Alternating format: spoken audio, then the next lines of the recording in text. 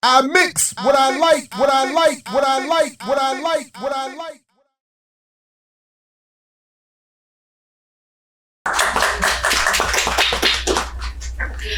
Hi, everyone. I want to thank Dr. Barner for her presentation. I follow you on Twitter.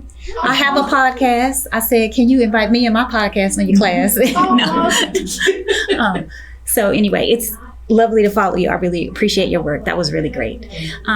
But I am here today with Dr. Jared Ball to talk about the Black radical tradition in digital spaces.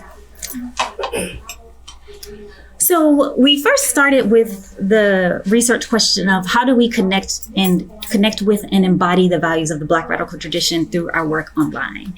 And a part of this work, so Dr. Barner talked about vulnerability. So I'm going to try to not be emotional as I talk about this because this work for me is one that is very personal.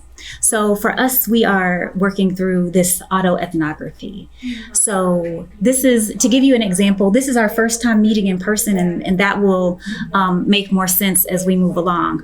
But with this tradition, we were thinking about how do we use digital and online spaces to connect to the Black radical tradition? And at first, I'm really thinking, do I have a space in the Black radical tradition? And I'm grateful for Dr. Ball for always telling me that I do. But anyway, that's the question as we started with it. So because this is a work of autoethnography, we have to be reflective, I think, in ways that kind of make me nervous. I probably don't make you nervous at all.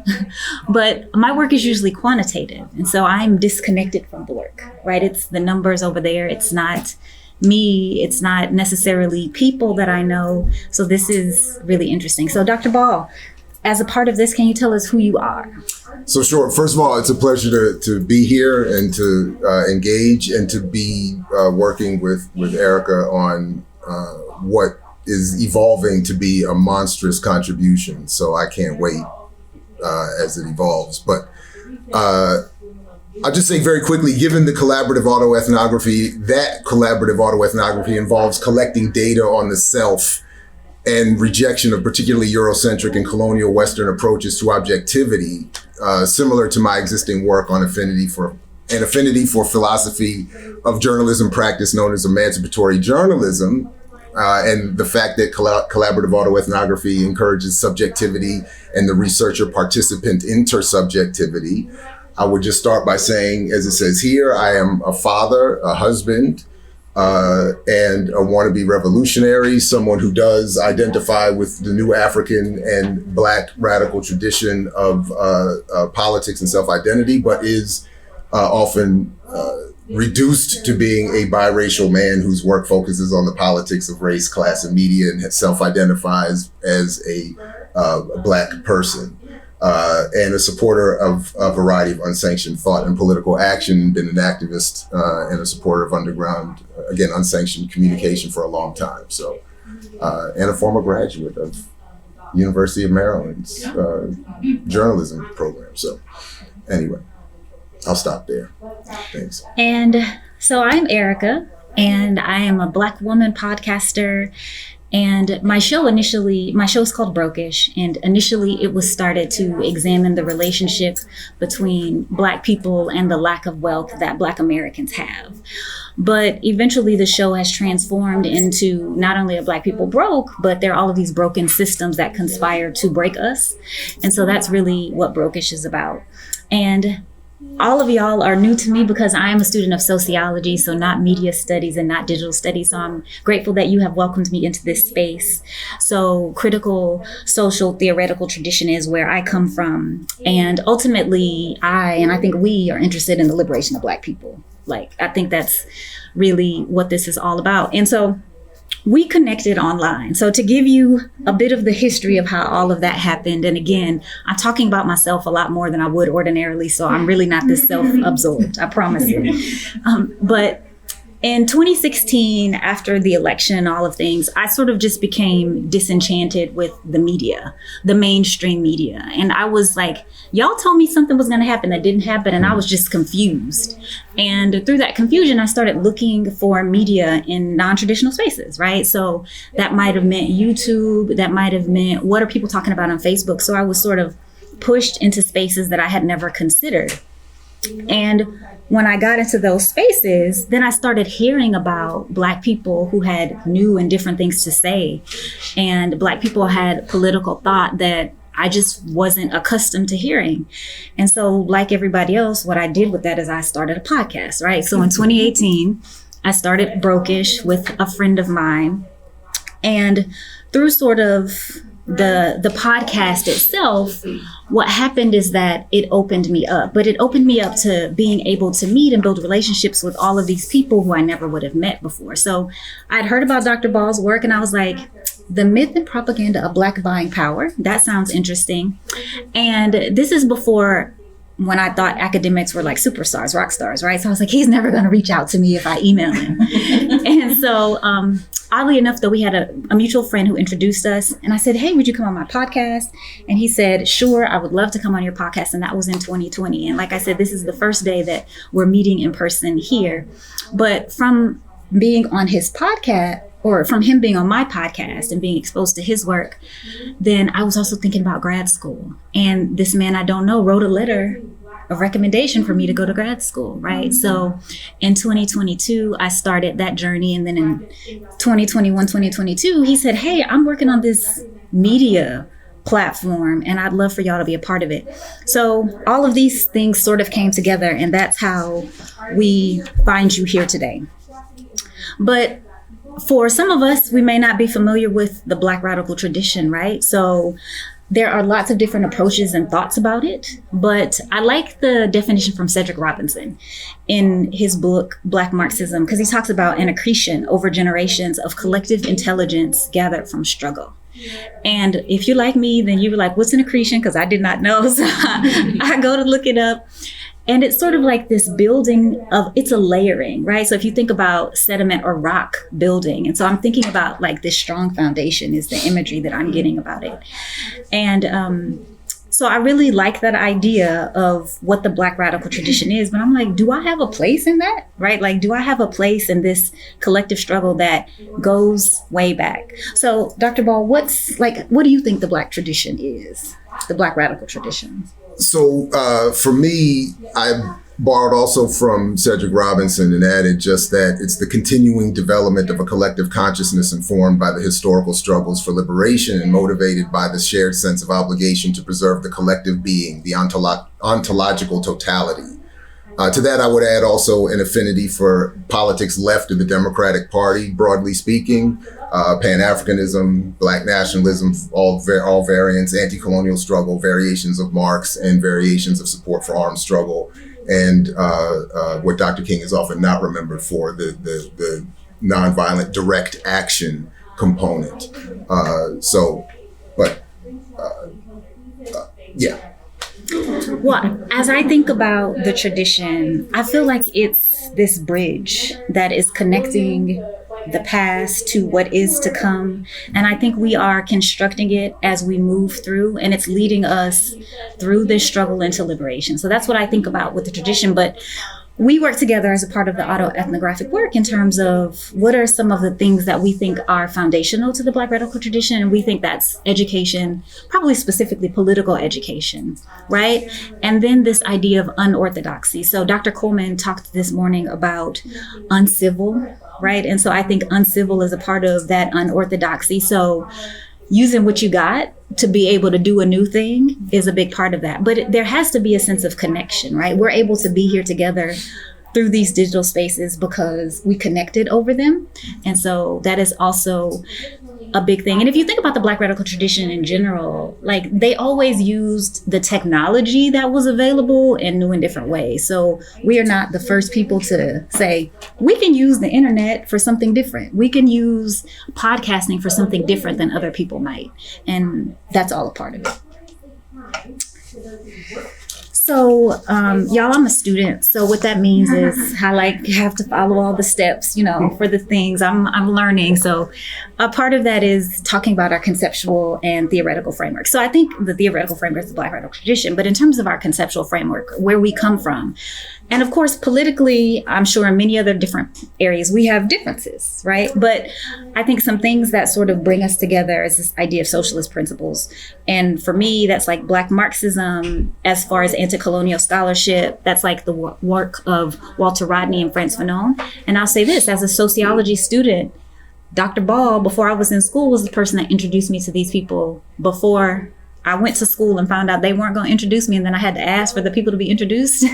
So that's also another one of the things that these connections can do, right? So it's taking that unorthodoxy and saying, I'm working in this very traditional academic space, but I can still make requests of that traditional academic space based on what I'm learning outside of it. And then liberation and freedom. And a lot of that for me is the ancestors. So Dr. Ball, in terms of your conceptual framework around the tradition. So as it says here, a lot of it for me is around work that centers not only anti-colonial struggle, but that centers Black America as conceived as an internal colony, as opposed to some sort of citizenry.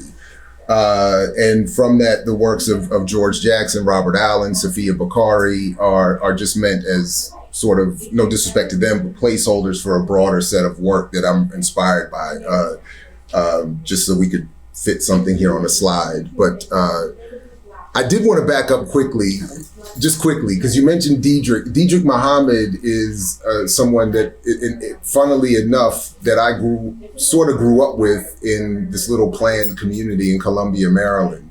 Both of us having similar parentage backgrounds and have evolved similar politics. And I don't know if you saw this, but not that I'm a big fan of mainstream accolades, but Time Magazine did just acknowledge him as one of the top 10 people in the country for producing work around the gap in race, the racial divide, that he wouldn't call it a gap, in terms of income and wealth. And it's his work that was known to Erika and her colleague Amber. And then he told me I need to start listening to their podcast, and I started immediately. And then the invitation came, and we built from there. So shout out to Diedrich, yes, and that as well. But yes, George Jackson, Blood in My Eye in particular, as a singular authored text, is my revolutionary Bible, so to speak, and produces a lot of the framework that I bring to even understanding media, communication, etc. So yes, and thank you so Diedrich is the one who introduced us, so thank you for bringing him up. I appreciate that.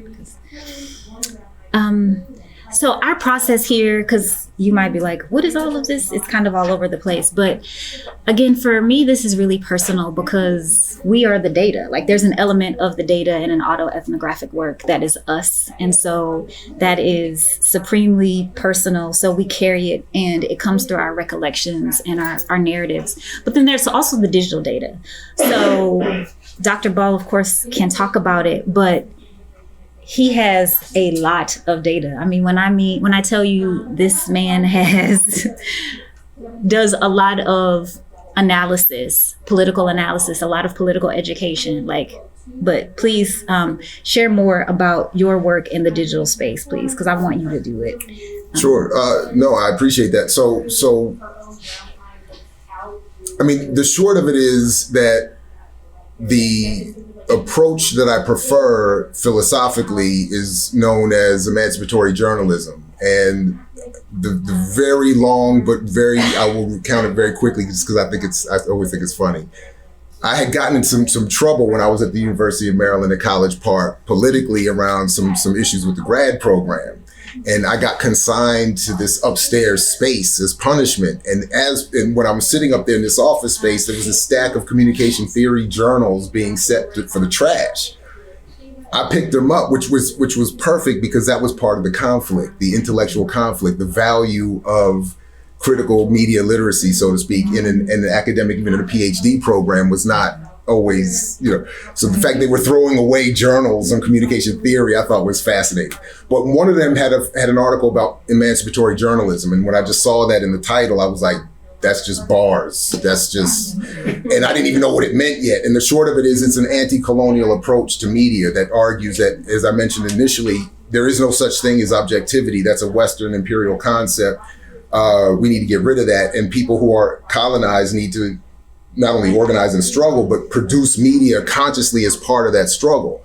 Not some, we're being fair and balanced, but honest, philosophically sound research, whatever, but encouraging radical political engagement. In fact, the title of my first book, the title of my website, the title of my all social media, I Mix What I Like, is borrowed as an honorific to Steve Biko, whose emancipatory journalism in South Africa during the Black consciousness struggle, anti-apartheid struggle, was written under the pseudonym Frank Talk in a column called I Write What I Like. So the idea, so that's, and my goal has just been to create a repository digitally as much as possible of radical authors, activists, and that's what I Mix What I Like as a website does, what my show tries to do, and so on and so on. So I'll stop there. Thank you.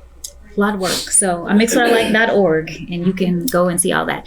And so in terms of the data, digital data that I have is from my show Brokish. We've had about 90 episodes. And like I said, the show has transitioned in terms of what it started out being.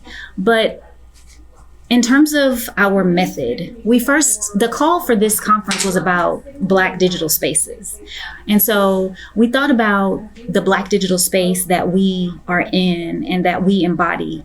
And we said, this is the Black radical tradition, except it just exists online. And so we came together using recollections and analyzing self, and that led us to 2 phases of data collection. So what we did is we first recorded ourselves, sort of giving our own recalling of what we thought it meant to be a part of the tradition through some prompts that we used. And so after we did that, then we reflected on each other's to essentially come together on what we think the tradition is, how we embody that, what themes fell out together. So that was sort of the process that we used for our work here.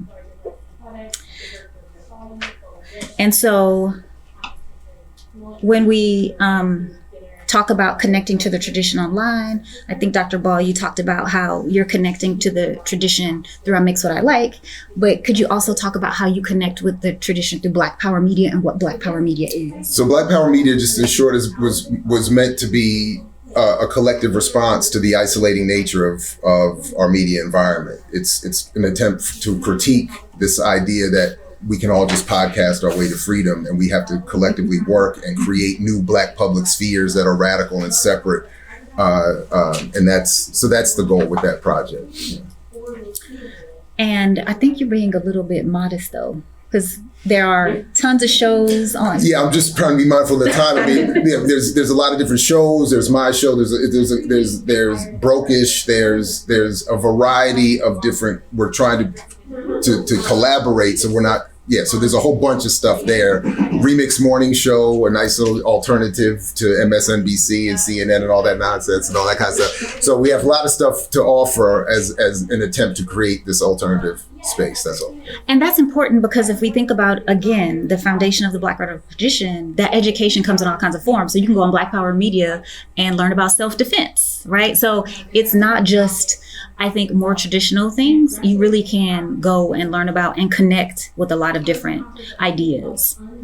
And so this is the part of our work where I talk about how Dr. Ball embodies the values and then he reflects on me. So for him, what I love about the work that he does is that he creates space for elders. So that connection that reaches back and also moves to the forward.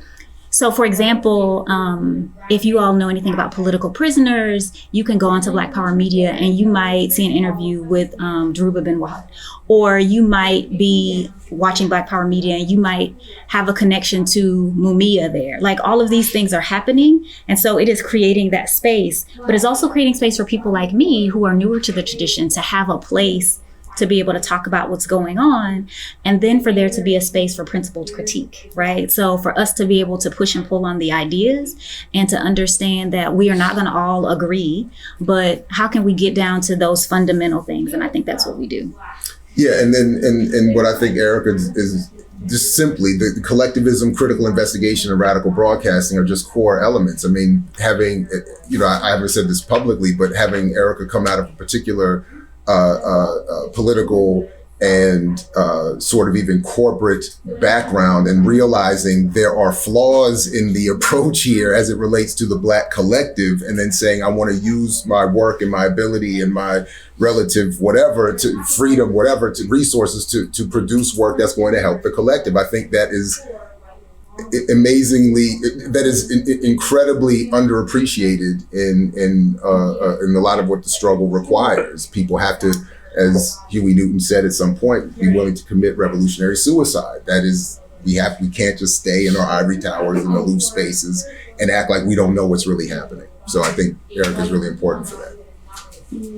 And so just to kind of wrap things up, the part on the top, like the themes that came out of my recollections were around race and class and anti-colonialism, and this work being, and the tradition being ancestral and about liberation. And then Dr. Ball's being around the diaspora and also anti-colonial and emancipatory journalism that led us to these collective themes that are diasporic, they are anti-colonial, they are unsanctioned, and they are liberatory. So that's where ultimately we come together in terms of how we connect in the tradition.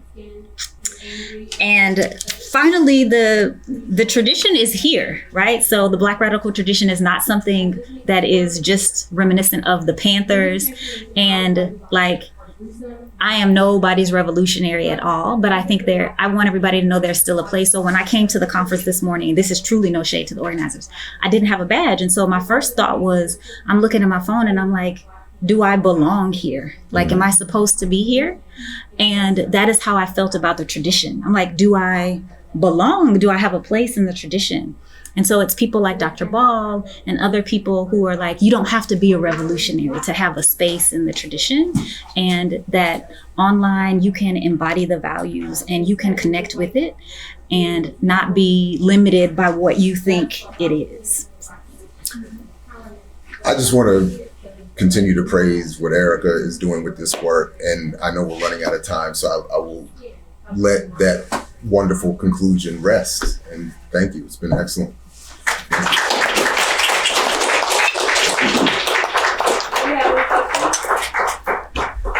Yes. Thank you all for this presentation. It was fantastic. Dr. Wall, you said something that I wanted to hear you say more about. You said that we can't podcast our way to freedom. I'd like to hear you say more about that, because that was fascinating. Well, I appreciate one point I didn't really flesh out here is that, I mean, when asked to reconsider my own engagement with the digital media space, I'm reminded what I really think of it, that it was not what I think history demonstrates. It was evolved. Our current media landscape was evolved as a counterinsurgency tactic to suppress potential rebellions in the United States, with Black people specifically in mind, as Yasha Levine in his work Surveillance Valley shows. So many are being, I think, induced. Part of my whole argument has all along been the internet itself has been part of this process. So we're being invited to tell our stories, to do podcasts, all of which, as Sophia Moja-Noble has pointed out in her great work, Algorithms of Oppression, other related work that I'm sure all of you are very familiar with. We're enriching Google, we're enriching the CIA, military defense, we're enriching advertisers, where much like when scholars produce peer-reviewed work that only academics read, the state reads them. And we're going through with some colleagues, Millennials Are Killing Capitalism Now, on a counterinsurgency manual produced by the military in 2008, I think, that is explicitly basically saying we want narrative dominance. So we want to take advantage of what the people we're oppressing are saying, so that we can manipulate our response to that and produce it back to them in a way that makes them think they're participating in something else. So I just think that, like a lot of rappers used to tell me, I'm going to circumvent the music industry by putting my music online. And here we are, the same three record companies own everything, with more ability to manipulate the popularity of the art. And I think that's what's happening here. So rather than taking the political consciousness and organization and education into the space, people are saying, because I'm able to podcast, we're being encouraged to say, because I'm able to podcast, that in and of itself is revolutionary. And I don't think that was a great answer, but that's where I'm struggling. That's the space I'm struggling in, at least. Yeah. Thank you for that. No, thank you. Yes. Thank you for your presentation. I'm wondering, I mean, just Dr. Ball, you mentioned state, who's listening essentially, I'm thinking about your institutions, your individual institutions, and this work that you're doing. Y'all didn't really mention your institutions, like you work in North School, but I'm curious how that works with your concept of the Black radical tradition. You can't necessarily think outside of that. And I agree, podcasting will not get us free, and there's a number of activities that won't get us free, but I think it's more of an epistemological challenge, having to shift how we're thinking and what avenues we can take. So I'm curious, especially Erika, since you're in school, and I don't know if you're a PhD candidate or student, but that's going to matter in terms of your own well-being in the future. And Professor Ball is obviously your full, so it has ramifications. So I'm curious how you're thinking about that as it relates to your podcast. It's funny that you say that. I didn't even think about the institution, honestly. But I'm a student at Texas Women's University, and in many ways, I'm disconnected from the I don't think about the institution outside of going to class. I really don't engage with it in that way. So it's not even a part of. So when he talks about like being decolonial and moving past like these false notions of objectivity and all of that, I think that's kind of how the relationship that I have with the institution. I don't really. And for me, that's fine. I don't know. I have a very long and sordid history with Morgan State, and I am tenured. I am a full professor, and all that has meant is I can stay employed, but I'm relatively marginalized. I call myself a ghost walking around campus because totally isolated. Other than so classroom, the door closes, students are great, we have a great time. As soon as I step outside, I'm nowhere. I can't help but bring this up, but I just offered again testimony against this, at the capital state of Maryland on behalf of faculty in Maryland being allowed to collectively bargain and unionize, which we currently don't have the right to do. Morgan just hired a very powerful white law firm that testified yesterday against our ability to do that. And I think that summarizes the relationship between me and, more importantly, between the politics and these ideas, adding the very neo-colonial HBCU history to all of this is a very particular thing as well. So, but yeah, it's a very good question. Yeah, yeah. I do have, my website was mentioned, I do have a project ongoing called Not a Different World, about the reality of HBCUs. So if any of you have been HBCU students, parents, admin, faculty, staff, and would like to participate or just learn more, please go there, and it's right there in the top menu, and respond, or just Not a Different World. Yeah, it's particularly if you're, right, yeah. So, but thank you, yeah. Do you have any more questions? Yes, sorry. So a lot of folks have asked about some of the challenges and things that you all have faced in the process of doing your work, particularly within the Black radical tradition. But I'm curious about what have been some benefits. Where have you seen, growth? Have you found, because the internet allows us to be able to connect and see, I'm not the only person. So I'm just curious, it could be in any facet. Have there been any benefits of being able to have a podcast? Erika, having Brokish, have you had folks reach out, especially because y'all are doing work that is against the state? So it's hard to find sponsorship, it's hard to find those particular things. So I'm just curious about the benefits for things that you're proud of. Thank you for that question too. I'm here because of, in part because of his work and because of Diedrich, who brought us together. And so I have to give that to the Black radical tradition. I think that space being available and making, so I didn't give you the background of, I've worked in corporate America for 25 years before I just was like, you know what? This is not good. This is really ungood. And just quit my job and started thinking about what else I was going to do, right? And the tradition was a place for me to go. And I hope I don't embarrass you by saying this, but one of the benefits too is when we came in and you were like, I watch y'all's work and I appreciate what you do. And those are the things for me that make this worthwhile. So thank you for that. Yeah, very similar. Yeah, the excuse to reach out to people and say, I have a podcast, you know, I do a little YouTube show, would you come on? That's great. I take it as therapy. It is absolutely selfishly therapy to be able to do on my show what I can't do even in my classroom sometimes, or I'm not certainly welcome to do. To be able to meet people like Erika, to hear the I was once asked, do I want to be famous? And I said, no. And the person, I don't think really believed, to this day, I'm not sure she really believed me when I said that. But my point was, I would like to think that people who are in struggle find value of my work. And when that happens, it is very humbling. It is the best feeling in the world. And so selfishly, it is. And we've also been able, I think, to beyond the selfishness, do some good work in terms of raising issues and promoting cases and causes that are not discussed elsewhere, particularly around political prisoners, as Erika mentioned. We had a roundtable before almost all of them passed away 2 years ago with surviving members of the Black Liberation Army in a soldier's story conversation. I mean, people never hear about this stuff. And then immediately Sekou Odinga passes away, Blood McCreary passes away. For all the discussion of Angela Davis, we never hear about Rochelle McGee, who was her co-defendant and just got out of prison the other day and died. She doesn't unfortunately ever much talk about him, but we get to. So that, and the people in those struggles really appreciate it. You know, we're not breaking the internet like Club Shay Shay and all that kind of stuff. We're not doing all that.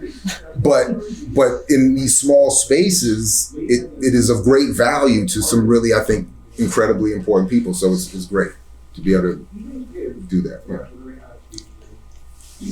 Anyone else?